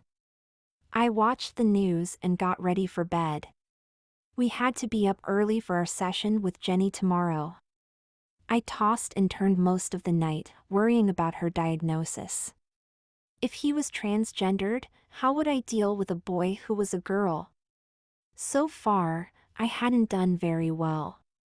If he wasn't, could we go back to the way things were after everything that has happened? I doubted it. I woke up at 6:30 and got dressed casually, putting on tan slacks, a white cotton short-sleeved blouse and white sandals. I washed up, did my teeth, ran a brush through my hair and put on some lipstick. Looking in the mirror, I noticed a few stray hairs on my eyebrows, so I tweezed them. Jenny always was meticulous about her appearance. It wouldn't hurt if I paid attention to how I looked too. When I was satisfied, I went downstairs and made breakfast, keeping an eye on the clock. At 7 I went upstairs and gently woke up Jamie. We have another appointment with Dr. Mitchell. You remember she has that nice secretary, Kelly, with the lollipops, I reminded him. We need to hurry. I got him dressed as a boy, just the same as when we were at Karen's. Jamie didn't complain. We went downstairs, he ate quickly and at 7:20 we were in the car. I parked and we took the elevator to Jenny's office. It was a few minutes before 8 when we arrived. I tried the door and it was open. Kelly was sitting at her desk. Ms. McCarthy and Jamie, hi, she greeted us cheerfully. Turning to Jamie, she pretended to tell him a secret, but made sure I could hear. I got a bunch of red lollipops for you and no excuses this time. They're in a plastic baggie. She gave me a smirk. Thank you, Kelly, that's very nice, and thank you for coming in early for us again. If it's okay, Jamie will get them when we leave. No problem, Ms. McCarthy, and I will take good care of the lollipops, don't worry, Jamie. Nobody messes with Kelly's candy. She scowled and held out her hands in a pretend karate pose. I've got a black garter belt, She gave me a sheepish look. Sorry, it's a tranny joke. Then she turned towards the office to see if her shout had gotten the doctor's attention, which it had. The door opened. Kelly put on an innocent look. Dr. Mitchell is in and expecting you, go right in, she stated in her best office demeanor. Jenny shook her head at Kelly's characteristic silliness and motioned for us to come in. As we followed her to the conversation area, I conducted my usual surreptitious survey. She had on a beige skirt suit and an ivory linen blouse, open at the collar with a gold bead necklace. Tan open-toed mid-heeled shoes, which showed off 3 plum-polished toes, completed her ensemble.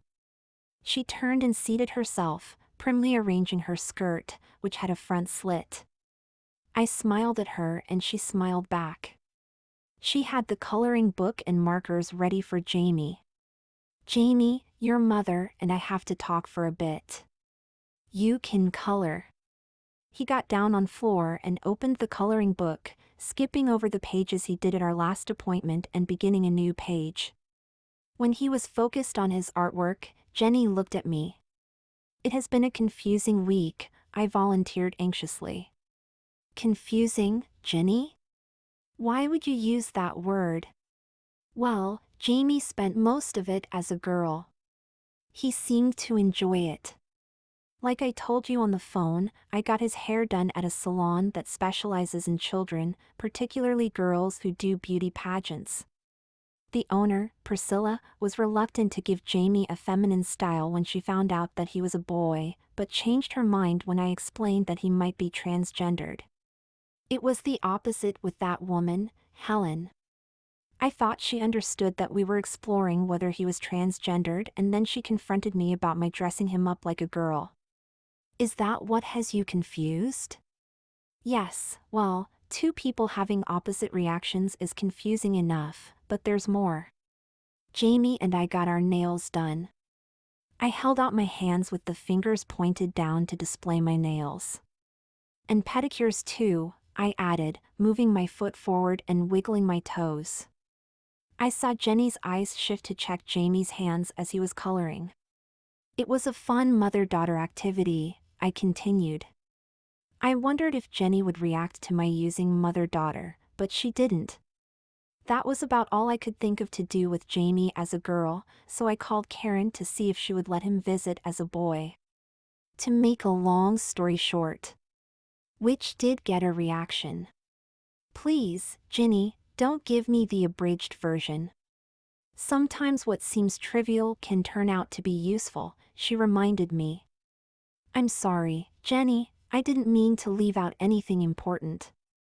I know, she sympathized, but until we come to a diagnosis, there is no way to know what is important. Mindful of Jenny's directive, I went back to her unasked question about Jamie's nails. I took the polish off when we went to visit Karen. Actually, I forgot to take the polish off of his toes. He had on socks, so I missed it, I explained, which got Debbie's, his cousin, the one who is his age, interest, but she was satisfied when I borrowed some remover from Karen and took it off. It wasn't a problem. If it wasn't a problem, then what happened at Karen's that added to your confusion? Jamie brought his doll with him. It was the first time that he had taken it out of the house. He even let Debbie hold it. Most of the time Jamie and the girls played outside on the swings or a yard game. Dave, that's Karen's husband, coaches something called T-ball. Debbie is on a team, and they played that. When they were inside they did art projects or watched TV or videos. I don't know if they played with their dolls or did other girl stuff, because they were in Debbie's room by themselves. I would guess so, because she has girls' toys, but I couldn't tell if he was behaving like a girl or a boy during our visit. I shrugged. That's why I'm confused, Jenny. After everything we've been through, I still don't have any idea how Jamie feels about being a girl, and it's getting closer to his starting school. Do you know? I asked hopefully. Jenny gave me a reassuring smile. Yes, he told us, and what you've told me confirms it. We just weren't listening. Adults do that. We assume that children are not capable of expressing themselves, but they do.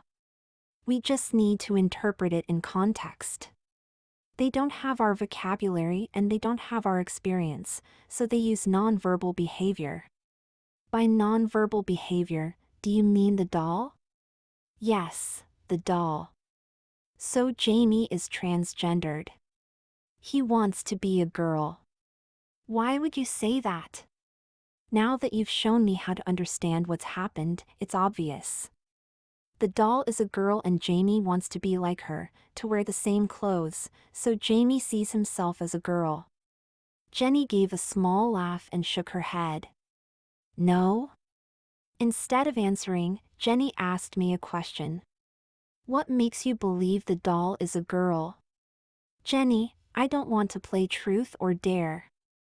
I need an answer. Realizing that I had raised my voice in frustration, I glanced down at Jamie, who seemed to be unmindful of our discussing his future, and ameliorated my outburst with pleas. Ginny, be patient, Jenny said calmly. Do you remember a conversation we had about being lost in the woods? I threw back. Yes, vaguely, but what does that have to do with anything? I told you, I'm only a guide. I help my patients to find their own way. You are Jamie's parent. I know you trust me, but there is no way for you to know if I am giving you good advice. You've already expressed some concern about my ability to be impartial. Yes, but that was before I started to protest. No offense taken, Jenny interrupted me, holding up her hand. Caution is important when it comes to making life decisions, even more so, if that is possible, when you are making life decisions for a child. Work with me and you will arrive at the answer for yourself. Then you will be confident that you are doing the right thing. I nodded my understanding. What makes you believe the doll is a girl? She repeated. It's obvious. Perhaps it is obvious to you, but maybe not to Jamie. Genetically, a girl has two X chromosomes. You have a nursing background. Is the doll a girl? No, of course not. Biologically, a girl has ovaries. Is the doll a girl? No. When I was Jamie's age, was I a girl? I was at loss how to answer Jenny's question without hurting her feelings. I assume from your hesitation that the answer is no and that you're too considerate to say it, but I have no pretensions. Genetically and biologically I was, and, as your friend or ex-friend Helen observed, so you tell me, will always be male. Jenny stood up.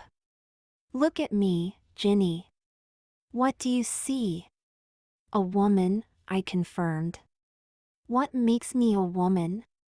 Your clothes, your appearance. For a time, Jamie dressed in girls' clothes. He even had a girl's hairstyle.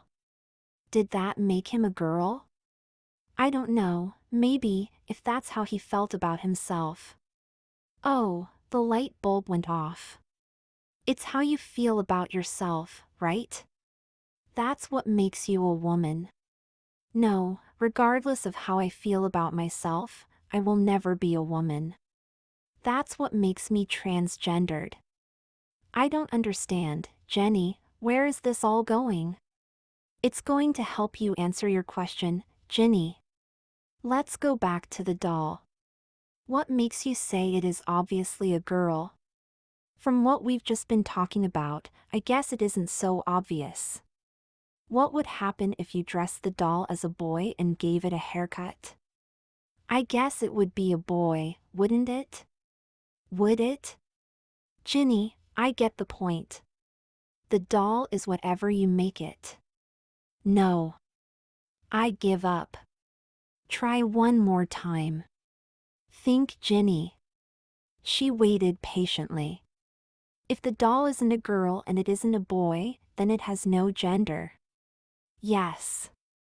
I'm sorry, Jenny, I don't understand. Jamie's not a doll. Didn't you quote him earlier as saying he was like the doll? I tried to recall our discussion. Yes, I said that, but I meant that he was identifying with the doll as a girl. Jenny shook her head.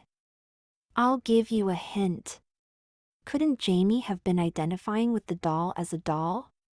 You mean that he didn't see it as a girl? Yes.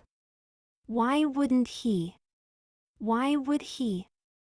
As adults we associate certain types of clothes exclusively with a particular gender, but a child does not necessarily make that association by himself. Thinking back, I remembered when we were in the department store and Jamie wanted me to buy him the dress like the one his doll wore. He didn't understand when I explained that only girls wore dresses. Then Jamie isn't transgendered?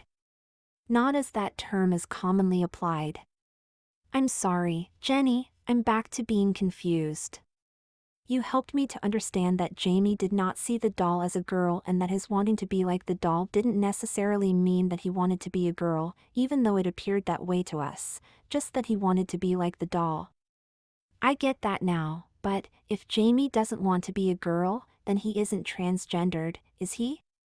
What makes you think that Jamie wants to be a boy? Jenny, he has to be one or the other. Why can't he be like the doll? You mean not have any gender? Because he's a person, not a toy, that's why. Gender has two different aspects, Ginny lectured me. Biologically, in order to reproduce you need to have two different sexes, a male and a female. In that sense, neither Jamie nor I can escape our birth gender. Socially, gender defines the roles we fill. I consider myself a woman, a mother to my children, and Jamie has not yet identified his gender. I think when Jamie said that he was like the doll, he meant it literally. He doesn't see himself as a boy or a girl. He and the doll are both just Jamie. So he still could be transgendered? Yes, in a sense. Trans can mean going from one to another. A transsexual is someone who has changed their gender to the opposite of their birth sex. Trans can also mean being in between. A man or woman undergoing HRT, hormone replacement therapy, to become more feminine or masculine, is said to be transitioning. In Jamie's case, it is the second use of the prefix. He is in between genders, or at least gender is not relevant to him. He is as happy as a girl as he is as a boy. As his parent, you can choose for him, keeping in mind that the wrong choice can have unfortunate consequences, or you can let Jamie make his own choice when he's ready. When will that be, Jenny? I don't know. The more Jamie socializes, the more likely it is that he will identify with one gender, and, if he hasn't chosen by the time he reaches puberty, then nature will make the choice for him. I doubt it will come to that. Every transgendered person I know, and I know a lot of them, says that they knew they were different as a child. What do I do until then? About what? Jenny! You wanted a diagnosis, you got a diagnosis. You want me to run your life too? I can't even run my own very well, Ginny. It's up to you. Should I send him to school as a girl? What do you think? You're not going to make it easy for me, are you? No. He's registered as a boy and his medical forms say he is male, so I suppose I can't send him to school as a girl, can I? You could, but it would require my intervention. Do you want me to speak with the school administration? Not right now. I looked at her to see if there was any sign of agreement, but obviously anticipating my seeking her reassurance, she gave me an enigmatic smile and looked down at Jamie. Jamie, your mother and I have finished our conversation. Thank you for being so quiet while we talked. You might have heard that your mother was worried about your having a doll and wearing girls' clothes sometimes, but there's no problem. I want you and your mother to come to visit with me once in a while, just to see how you're doing. Would that be okay? Yes. Good, then we're done. Ginny, I think about every 4 months would be a good interval to follow up. If there's something that concerns you, of course call me. I'm always here for you. And please tell your sister I said thank you for her referral. Thank you, Jenny, I will, but there's one more thing I need before we go. Being a very insightful therapist, she walked over and gave me a big hug. Then she bent down and hugged Jamie. If she wasn't Jamie's therapist and happily married, I definitely would have considered dating her. Surprisingly, at least it surprised me how I felt. Her being a transsexual didn't matter to me and I couldn't have cared less what people thought. I hoped people would be as accepting of Jamie, if that's how things turned out. Jenny stood up and went to the door. Kelly, please schedule Ms. McCarthy and Jamie for an appointment in 4 months. You can make it an afternoon appointment after Jamie gets out of school. Actually, my last appointment of the day would be good. Then we wouldn't have to rush. She waved to us as she went back into her office and closed the door. Jamie waved back. That stinks, complained Kelly. What? All of her other patients are here day in and day out and you two are on holiday for 4 months. She got up from behind her desk and gave the bag of red lollipops to Jamie. And what am I supposed to do with the rest of these? Eat them? No way, George says I'm too fat. George doesn't know a good thing when he sees it, I complimented her. Too much of a good thing, unfortunately, she retorted, patting her butt. Well, now that Jamie will be starting school, I'm free until 2 o'clock. How about if I stop by and have lunch with you? You'd do that? I'd love to do that. Yes, please. I'd like that very much. When? Kelly, I don't know. I'll call you. She pretended to wipe a tear from her eye. Then I had a thought. Better yet, Kelly. I'm a nurse. This is a hospital. Doe. I will have time, I should volunteer. Do you know if there are any opportunities? Are you kidding? If they knew you were a nurse, they'd never let you leave without signing you up. Of course I'll arrange it.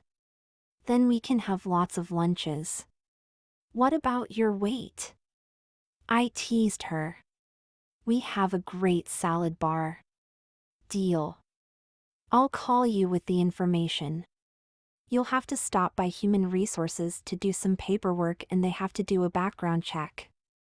It might take a few weeks. No problem. Like I said, I need to get Jamie settled at school. Great, talk to you later, Mrs. M. Ginny, please, if you're going to be my lunch date. Ginny. Bye, Jamie. She blew him a kiss and he waved back. The day that I dreaded turned out to be one of the best days of my life.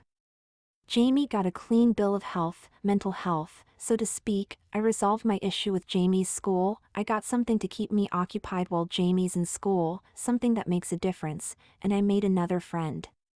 What a great day! Jamie, I said euphorically. Let's celebrate. Let's feast on ice cream. The rest of the summer went quickly now that I could let Jamie play with other boys. I wasn't worried about them making fun of his doll or discovering that he wore girls' clothes. I tried to find a t-ball team for him to join. If I couldn't be a soccer mom, at least I could get involved with that, but it was too late in the season. I wondered about Cub Scouts too, but there wasn't a local den. There was a brownie troop, but it would have been too complicated, and yes, they still wore those beanies with the loop on top. Someday maybe, since from time to time he picked out girls' clothes to wear. I let him make his own selection and he preferred to sleep in his nightgown. I gave him panties to wear when he did, and I got him a pair of bunny slippers and a nylon robe for when it got chilly in the fall. He also enjoyed dressing up his doll in the different outfits and dressing himself to match. He got very good at putting tights on both of them and mastered the art of fastening a kilt. Altogether, it was a wonderful time and I never felt closer to him. School started the Wednesday after Labor Day. Memorial Elementary School was within walking distance of our house, but I decided to drive, just in case there was a problem and we needed to leave. I also wanted to wait until just before class started, so I would be there to intervene if necessary. Who knows what that hateful Helen had done to poison Mary, the other children, or their mothers against Jamie? Maybe she even complained to the school authorities. I wouldn't put it past her. I had bought Jamie his back-to-school wardrobe of boys' clothes at the beginning of the summer, and last week I went back to Priscilla, who was wading through a bevy of little girls getting their fall pageant cuts, but found time to give Jamie a trim. We were ready. I got in the car, buckled Jamie into his seat, checked to make sure he had his lunchbox, and off we nervously went. At least I was nervous. Jamie seemed happy as a boy on his way to his first day of school. I had to drive around, waiting for someone to move their car, so I could park. It was almost 8 o'clock when I finally got to Jamie's classroom. There were a few other mothers waiting to introduce themselves to the teacher. I got in line and then realized that Helen was ahead of me. So much for my plan to avoid her by coming late. I looked for Mary and found her surrounded by a group of girls all chattering away. Whether it was because she was older or just her personality, there was no doubt that she was the alpha female, if there was such a thing, or maybe Queen Bee would be a better title. Oh, Mary was looking our way. She stopped talking, stared for a minute and then hurried towards us. I stepped in front of Jamie, like a mother bear protecting her cub. She stopped. Jamie? He peeked out from behind me. Mary moved forward. I waited, ready to pounce, but I didn't want to make a bad impression on Jamie's teacher by disciplining one of her students, so I hesitated. Maybe she would just say something mean and leave. She looked at me, smiled, took Jamie's hand and escorted him back to the group of girls. I watched nervously as she introduced him. Were they going to make fun of him? The girls resumed their activity with Jamie in the middle of them. What in the world? Ginny, hi. I turned to find Helen standing beside me. I see Mary found Jamie. I ignored her. Ginny, please, I hoped I would run into you here. Mary has been pestering me to get together with Jamie. Please don't punish her for my behavior. Did she know that Jamie was a boy? Yes. You told her? No, he did. Jamie told her? Yes. When? At the playground. Mary didn't share that with me until I told her that she couldn't play with Jamie anymore. I was very careful to refer to him by his name to protect your confidentiality. She asked me if it was because he was a boy. I was shocked that she knew, but she did and it didn't make any difference to her. Helen looked over at Mary and Jamie with the other girls. Apparently it still doesn't matter, and if our children can be friends, can't we? Listen, Ginny, this year I decided to wait to have Mary's birthday party until September, so she could invite the girls in her class. Mary wants Jamie to come. As a girl? He doesn't look like a girl, Helen observed, but yes, if that's how you want to dress him. Jamie picks out her own clothes, I challenged her, deliberately referring to Jamie in the feminine to see Helen's reaction. It didn't seem to faze her. Does, Helen paused, she, another pause, have a party dress? Yes. Helen shook her head.